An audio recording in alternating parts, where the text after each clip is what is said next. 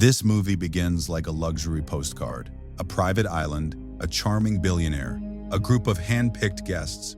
But beneath the sun-drenched beauty, the atmosphere is already suffocating. You just don't see the bars of the cage yet. It looks like a classic escapist fantasy. A young woman named Frida, working a dead-end job. I just can't magically erase shit from my brain. I guess I'm just scared of being alone. Dreaming of recognition, fixated on a tech mogul named Slater King. When he publicly apologizes for vague past transgressions, would like to formally apologize for... and retreats to a private island to heal and grow vegetables, it sounds like redemption. But looking closely, it feels like a calculated performance. A powerful man building a sanctuary away from accountability. He isn't seeking forgiveness, he's seeking a blank slate where his status cannot be challenged. When Frida and her friend Jess sneak into Slater's exclusive gala, the transition from outsiders to insiders happens too fast. A fumbled encounter, a helping hand from Slater, and suddenly Frida is welcomed into his inner circle. The introductions feel rapid, almost rehearsed. A therapist, a security guard, a handful of glamorous women, and a few hangers-on. They behave less like individual people and more like a carefully curated collection of assets. When Frida jokes to the therapist, "Blink twice if you're in danger," Blink twice if I'm in danger. and he actually does it, we laugh. The characters laugh. But that line isn't a joke. It's a warning the movie drops right in front of us. Disguised as banter, it tells us that everyone here is playing a role they cannot escape. Then comes the invitation to the island. No phones allowed. To fully disconnect, they say. It sounds liberating, a modern luxury. But in hindsight, it's the moment the trap snaps shut. Total isolation. By giving up their connection to the outside world, they give up their safety net, handing complete control of reality over to their host. Wait, for real?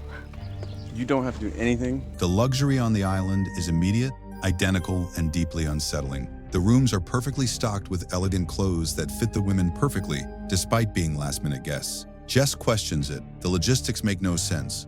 But Frida shrugs it off as the magic of extreme wealth. This is the film's first major psychological insight. We willingly ignore red flags when the setting is luxurious enough. The aesthetics of wealth act as a sedative, numbing the survival instinct. Then an old maid enters Frida's room, stares at her, and calls her Red Rabbit. The words mean nothing to Frida, but the delivery feels heavy, like an omen from someone who has seen this cycle repeat 100 times before.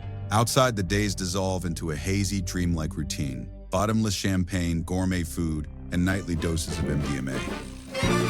The editing mimics the drugs. Blurry, euphoric, endless. The passage of time becomes impossible to track. But the cracks begin to show in the small details. Frida notices a stain on her dress has mysteriously vanished overnight. She finds dirt packed tightly under her fingernails, but has no memory of touching soil. Slater asks about a scar near her eye, and she has no idea how she got it. When she tries to talk to Dr. Rich about the gala, the therapist panics and flees the island, clutching a mysterious red gift bag. The movie forces you to sit with these fragments. Nothing makes sense, yet the characters keep smiling, floating on a cloud of chemically induced bliss. It's a psychological horror where the monster is your own failing memory.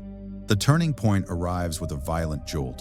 Jess is bitten by a snake. Slater kills it with a bottle, calmly, effortlessly, and downplays the danger. But Jess panics. She demands her phone. She warns. But Frida refuses to go. For the first time in her life, she doesn't feel invisible. She feels seen, special, and important. She chooses the luxury of the illusion over her friend's fear. It's a heartbreaking beat because it highlights Frida's desperation to escape her invisible life. She is willing to tolerate an underlying sense of dread just to keep her seat at the table. That night, Jess gets a massive nosebleed. The next morning, Jess is gone. Not just missing, erased. The other girls don't even recognize her name. Her room is completely cleared out, stacked with bare furniture as if she never existed. The psychological gaslighting is absolute. The group's collective amnesia acts as a wall that Frida cannot pierce alone. When Frida finds a knife hidden behind her mirror and a lighter with Jess's name, the illusion finally shatters. She and another guest, Sarah, realize they are trapped in a space where reality is being actively rewritten by their captors. Do you know what day it is? No. I'm sorry. What is this? I thought you all knew each other. The old maid appears again, offering Frida a strange green liquid. It's snake venom. Frida drinks it, and the fog begins to clear. The venom counteracts the island's true weapon, the exotic perfume laced with a powerful memory-erasing drug derived from the local flora. What follows is a slow, horrific awakening. Frida spikes the other women's drinks with the venom to wake them up.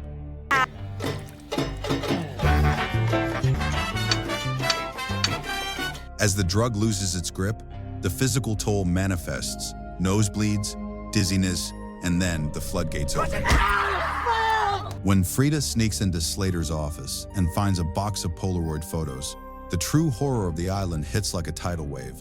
The photos show different women, different years, all holding the same red gift bags. Then the flashbacks land. Brutal, suffocating, and terrifying. The men weren't hosting a retreat, they were running a playground for assault. Every single night, they abused the women, and every single morning, they sprayed them with the perfume to wipe the trauma clean. Lucas, the young grad, tried to object, only to be told by the older men to fall in line. The complicity is systemic, passed down from one generation of powerful men to the next. Jess hadn't just vanished. She had remembered, and she was executed for it.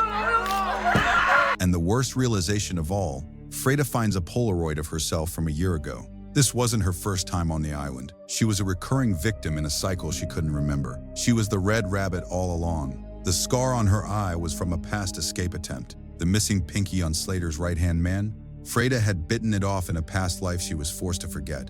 The horror isn't just what they did to her, it's how many times they made her live through it.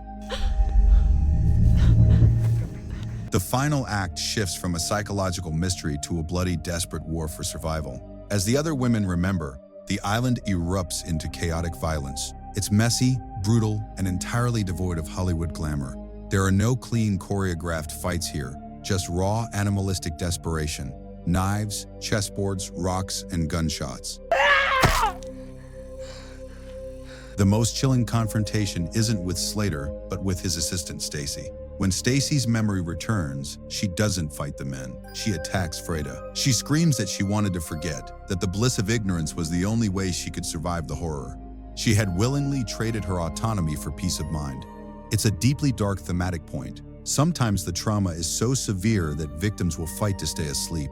Frida kills Stacy in self-defense, and alongside Sarah, corners Slater in his villa. Trapped, Slater tries to use his ultimate weapon one last time, his words. He tells Frida that the world is better off if people can just forget.